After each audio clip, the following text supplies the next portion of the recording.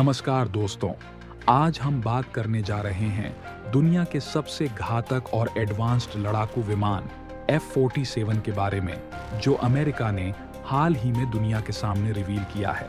अगर आप अब तक यह सोचते थे कि F-22 रैप्टर और F-35 लाइटनिंग दुनिया के सबसे खतरनाक और स्टेल्थ लड़ाकू विमान हैं, तो अब आपकी यह सोच बदलने वाली है। अमेरिका ने अपनी वायुसेना की ताकत को नई ऊंचाइयों तक ले जाने के लिए इस विमान को मैदान में उतार दिया है और इसे दुनिया का पहला छठी पीढ़ी यानी 6th जनरेशन का फाइटर जेट बताया जा रहा है।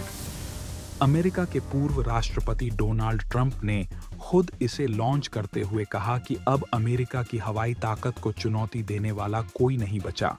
उनके अनुसार अमेरिका ने यह लड़ाकू विमान 5 साल पहले ही बना लिया था और इसकी टेस्टिंग भी पूरी हो चुकी थी, लेकिन इसे सार्वजनिक करने की जरूरत नहीं पड़ी क्योंकि तब तक दुनिया में इसका कोई मुकाबला नहीं था।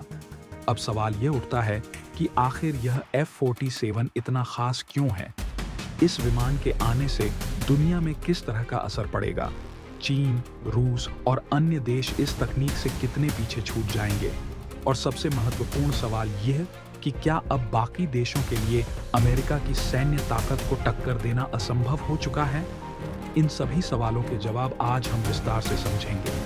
दरअसल अब तक दुनिया में 5वीं पीढ़ी यानी 5वीं पीढ़ी के स्टेल्थ लड़ाकू विमान ही सबसे आधुनिक माने जाते थे।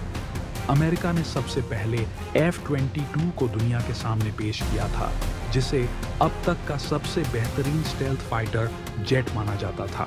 इसके बाद F-35 आया, जिसे कम खर्च में ज्यादा संख्या में तैयार किया गया और अमेरिका ने अपने सहयोगी देशों को भी इसे बेचना शुरू किया।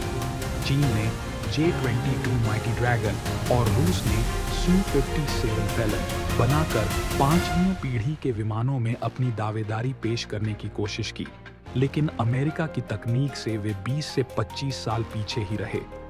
अब जब दुनिया के बाकी देश यह सोच ही रहे थे कि वे 5वीं पीढ़ी के लड़ाकू विमान बनाकर अमेरिका के F-22 और F-35 को टक्कर दे सकते हैं, तभी अमेरिका ने सीधे छठी पीढ़ी के विमान को दुनिया के सामने उतारकर खेल ही बदल दिया।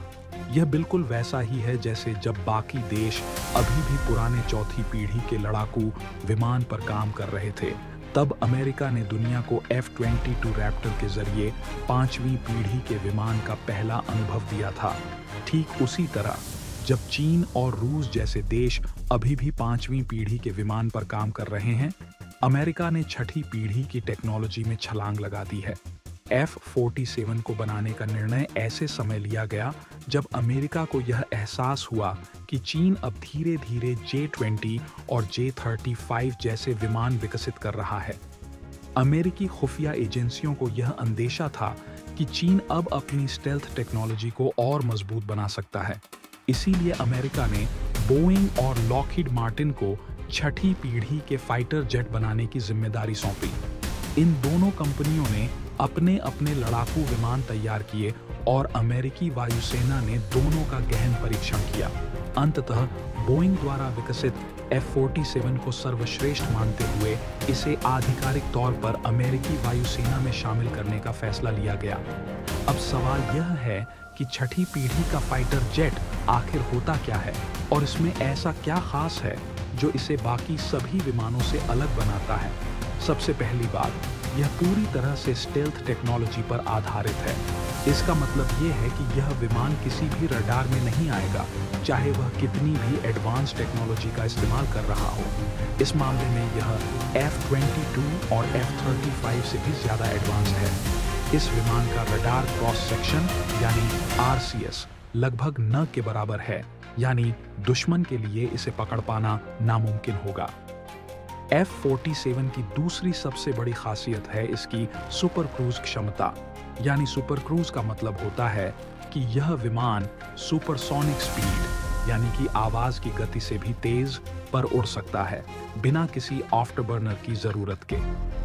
आफ्टरबर्नर के बिना इतनी तेज उड़ान भरना इसे अन्य विमानों की तुलना में ज्यादा फ्यूल एफिशिएंट बनाता है और इसकी ऑपरेशनल रेंज को भी काफी बढ़ा देता है। तीसरी सबसे महत्वपूर्ण बात है कि यह पूरी तरह से आर्टिफिशियल इंटेलिजेंस यानी एआई और नेटवर्क सेंट्रिक वॉरफेयर पर आधारित है। ये न सिर्फ पायलट के निर्देशों पर काम करेगा बल्कि एआई की मदद से यह खुद भी निर्णय लेने में सक्षम होगा।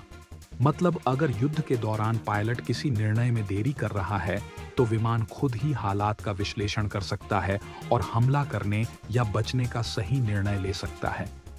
ये एक ऐसी टेक्नोलॉजी है जो अब तक सिर्फ साइंस फिक्शन फिल्मों में देखी जाती थी, लेकिन अब यह हकीकत बन चुकी है। इसके अलावा F-47 पूरी तरह से अनमैन्ड, बिना पायलट के भी ऑपरेट किया जा सकता है, यानी इसे ड्रोन की तरह भी ऑपरेट किया जा सकता है, जिससे युद्ध के दौरान पायलट की जान का जोखिम कम हो जाएगा। यह अपने साथ कई स्वार्म ड्रोन भी लेकर उड़ सकता है, जो युद्ध के दौरान दुश्मन को भटकाने और उस पर हमला करने में सक्षम होंगे। इस विमान की आर्मामेंट कैपेसिटी भी जबरदस्त है। इसमें laser weapons, high power direct energy weapons, high speed missiles और हाइपरसोनिक वेपन्स लगाए गए हैं। मतलब यह दुश्मन को न सिर्फ पारंपरिक मिसाइलों से बल्कि लेजर बीम से भी नष्ट कर सकता है। यह क्षमता किसी भी फाइटर जेट में अब तक नहीं देखी गई थी। अमेरिका ने अब तक यह जानकारी साझा नहीं की है कि F-47 कितनी संख्या में बनाए जाएंगे और यह किस वर्ष से पूरी तरह ऑपरेशनल होंगे। लेकिन रिपोर्ट्स के मुताबिक अमेरिका ने बोइंग को इसके लिए $20 अरब, लगभग 1600 अरब रुपए का कॉन्ट्रैक्ट दिया है। रिपोर्ट्स के अनुसार F-22 रैप्टर को अब रिटायर कर दिया जाएगा। हालांकि यह अब भी दुनिया का सबसे बेहतरीन फाइटर जेट है, लेकिन छठी पीढ़ी के विमानों के आगे यह पुराना हो चुका है।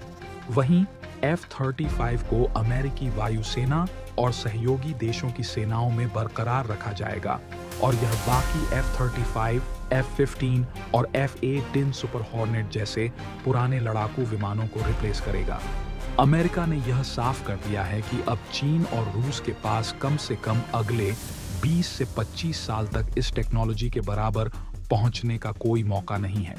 यानी अब अमेरिका का दुनिया के एयर स्पेस पर पूरी तरह से दबदबा रहेगा। अब देखना यह होगा कि दुनिया के बाकी देश इस तकनीकी छलांग के जवाब में क्या कदम उठाते हैं। आपको क्या लगता है, क्या चीन और रूस कभी अमेरिका को टक्कर दे पाएंगे? क्या भारत को भी अपनी वायुसेना को इस स्तर तक मजबूत करने की जरूरत है? अपने विचार हमें कमेंट सेक्शन में जरूर बताएं।